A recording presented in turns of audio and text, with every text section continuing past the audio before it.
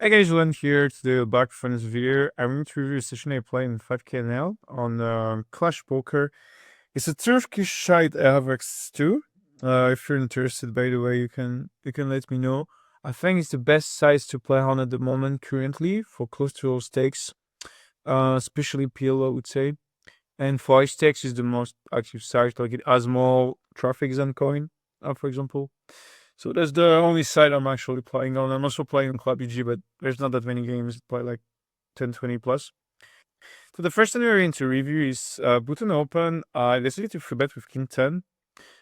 This or free bets you should take at like 60 deep because the value of like eating top pair is higher than 100 deep. For obvious reasons.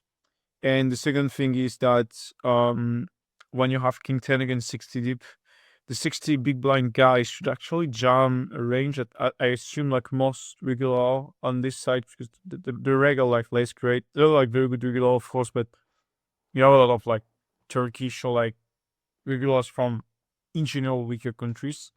Oh yeah, in general, obviously, you have good players from everywhere.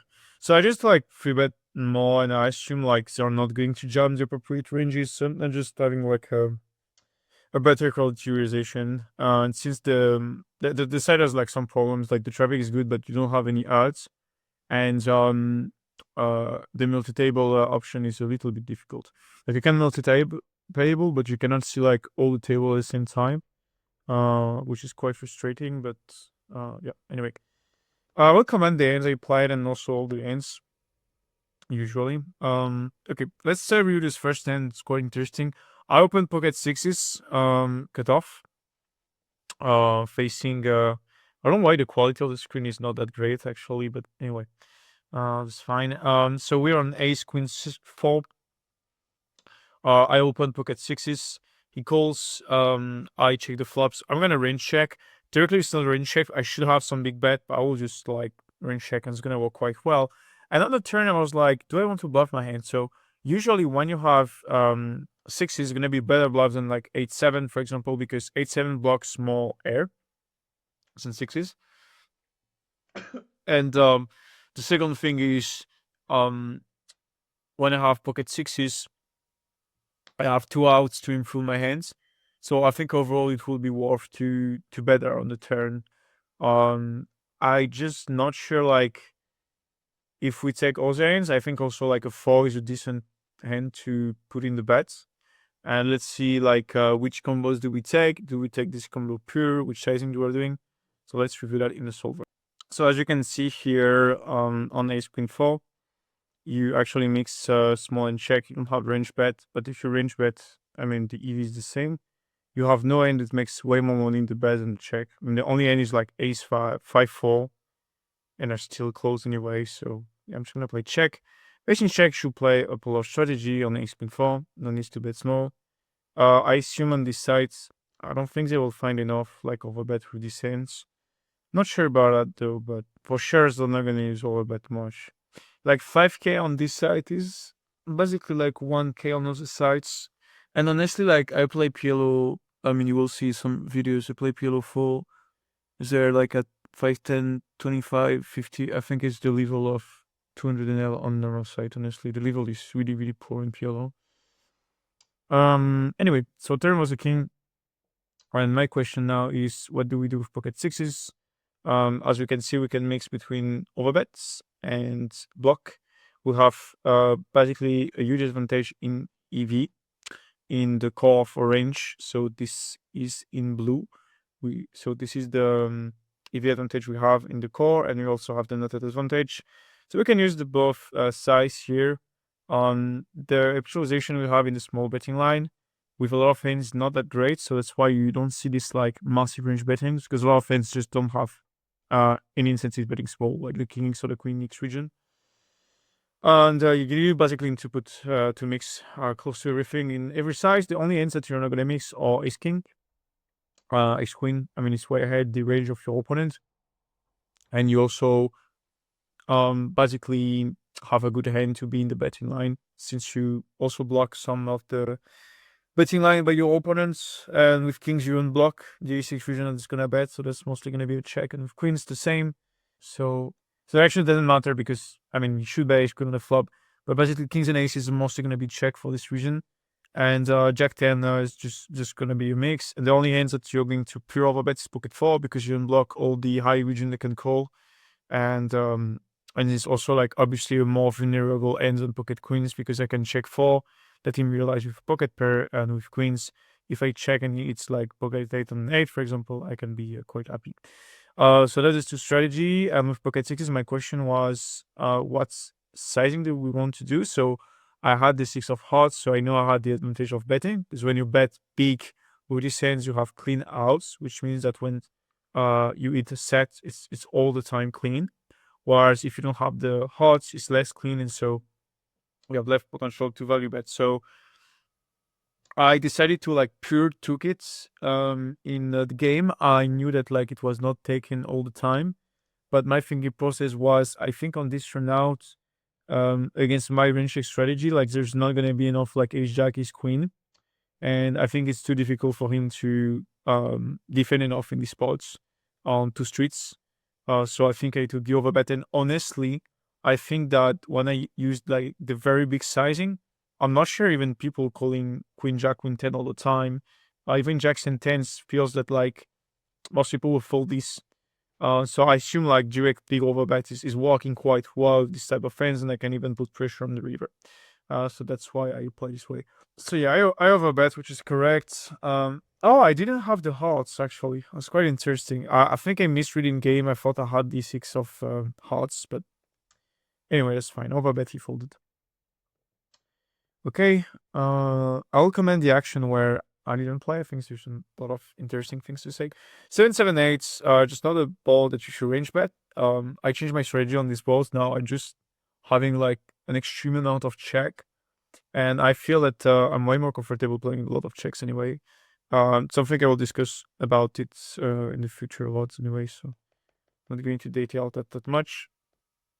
Okay, so very interesting end.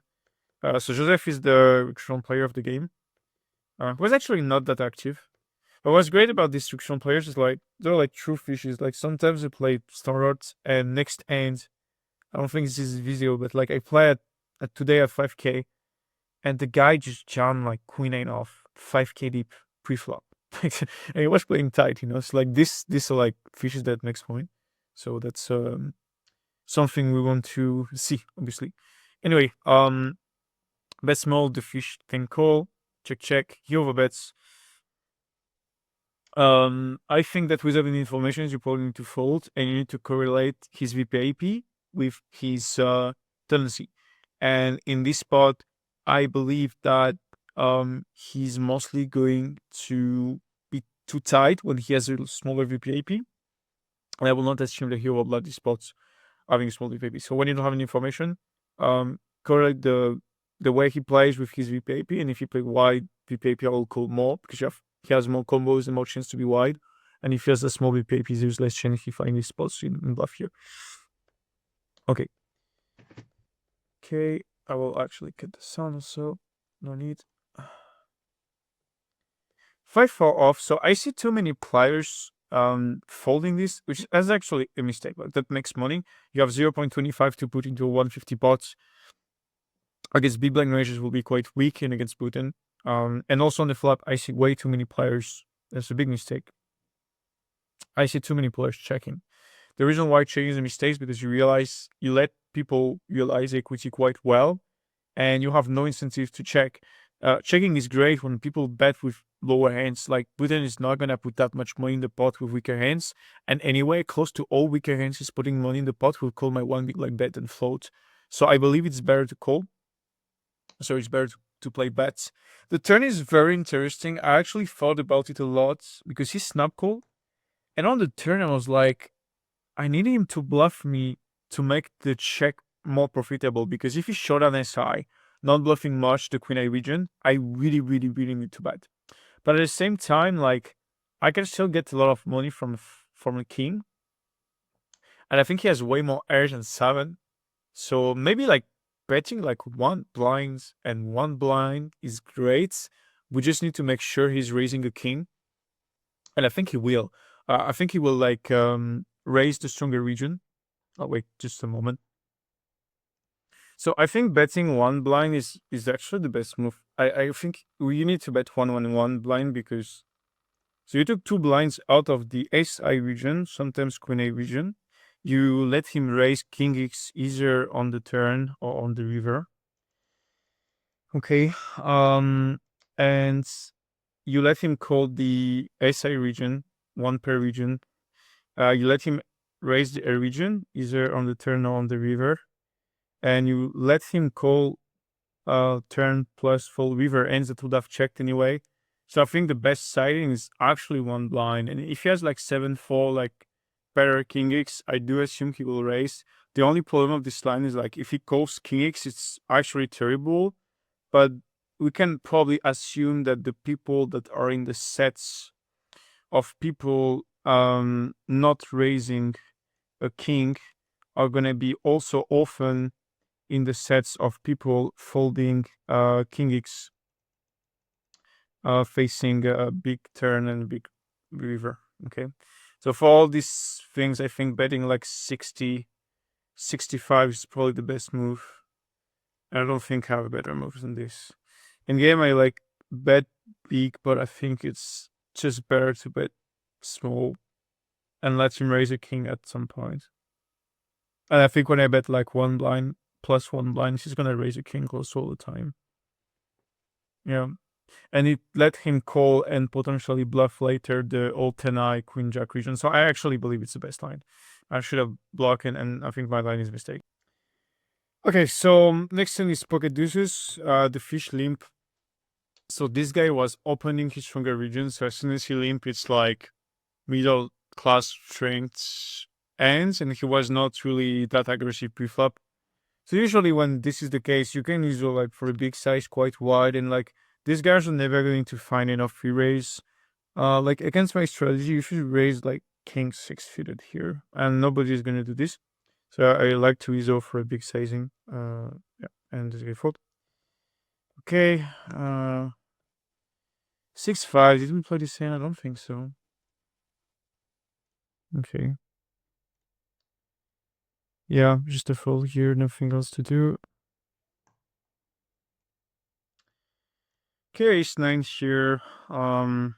So he open, I call. I need to have some calling range from the small blind. Let's review the spots and result. So as you can see, you should make some calls, especially the rake of this game, and I like to have some calls in the small blind.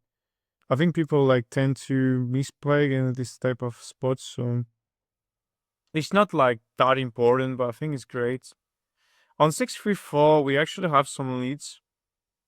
That makes sense, and I think people will defend like okayish, I would say. I don't expect people to fold these hands, but you still have to raise like massive. Not sure it's gonna happen.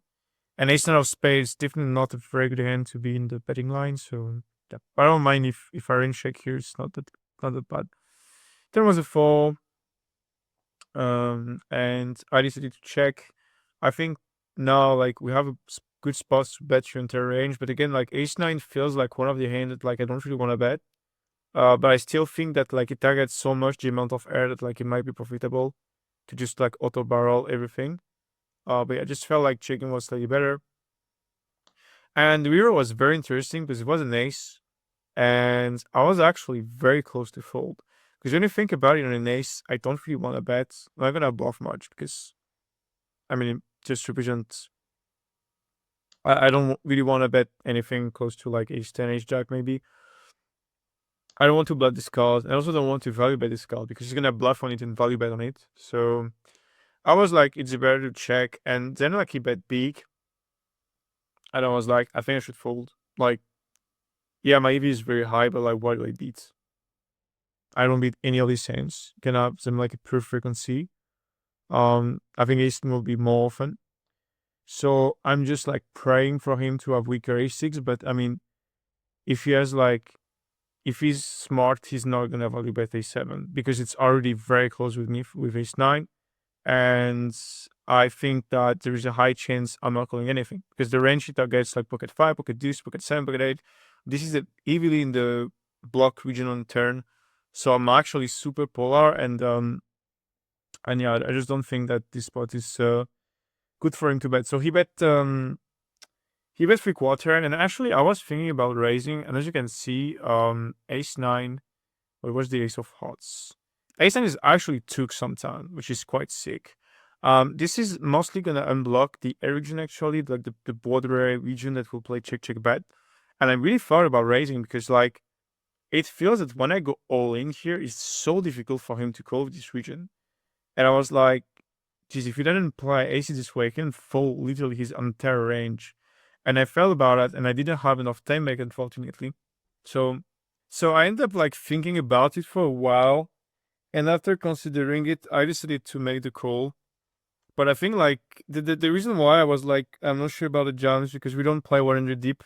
I think if I put like 5k raise on the river, it puts way more pressures than like raising in the stack size. So I was not that sure.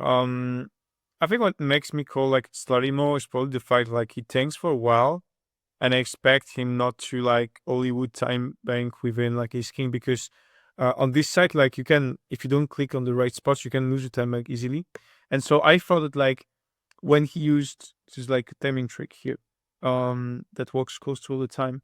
If you use his wall time bank here, in general people not gonna risk uh it with like value. So I was like, maybe he has more risk closer region, and so it makes more money to call. I'm gonna be honest, if he like tanks 5 seconds bet, I'm folding. And if he like tanks for a while, I'm calling. Way to play the hand. Like for sure he can overbluff the like Broadway region, but he opened like hijack. He doesn't have all the like check 10 off. He shouldn't have open is pure. And I feel a big part of this hands can either bet flop or turn. Whereas like a6 ends are like more natural check back. So I will actually fold, honestly, if he bets bigger than this, even with ace nine. Or maybe erased, I'm not sure. So like just because of this reason I decided to call. And he actually had a7, which I don't like. I think as I said, like the reason he tried to value bet is bulking on the flop or turn super often. So I'm just evenly condensed toward like ace high hands that don't want to bet because I don't have any incentives to bet. Like if I have ace jack, even ace jack, like he's gonna bet weaker a6 anyway. And like if he doesn't like bet that, I could only like block and take Q amount of money on a7, but I don't let him the chance to overbluff. So I don't like his value bet. I don't think it's very. So pocket free, I decided to call, and the board is queen jack deuce. Let's see what we do in theory here. So as you can see on the queen jack deuce, you can actually play free strategy. I believe that like on this flop, I want to play mostly bet small check, like a high check frequency. You're gonna play polar on boards that are like a little bit more locked. So let's say I have ace jack deuce, for example. Then you're gonna play with a little bit more 3/4 and half pot. If you have even like king jack deuce, actually is gonna be played slightly more polars than queen jack deuce. You can actually see the difference. It is quite big. And if I put jack 10 deuce now, you actually have even more small. Anyway, it's close. I decided to bet small, I think, with my hand. But in one of the only hand I want to close pure in the bet small line. And if interesting enough, we take pocket freeze without the club simply because when I check back with a club, I have a higher utilization. Whereas if I bet with a club and the club is coming, I'm gonna have less equity.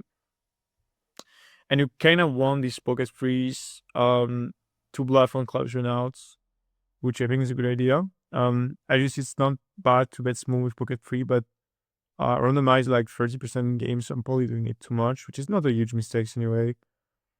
Especially because like he needs to have some mix with these hands and new that in game, and I think most people just pure fold this. So like I'm still probably making slightly more money because of this reason. And I can also bluff like later anyway, as I said. It just felt that like people were folding this region without clubs too much.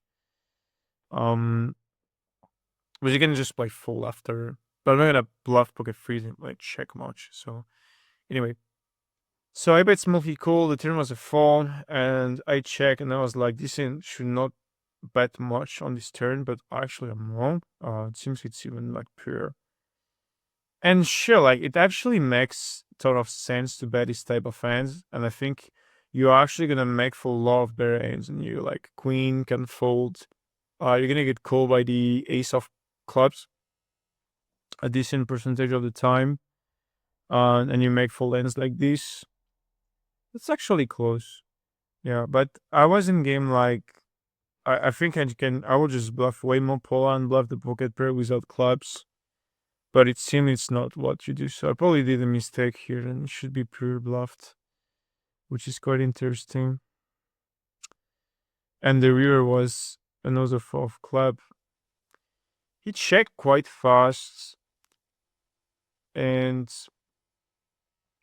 if you arrive with pocket three with a club, it should actually bet.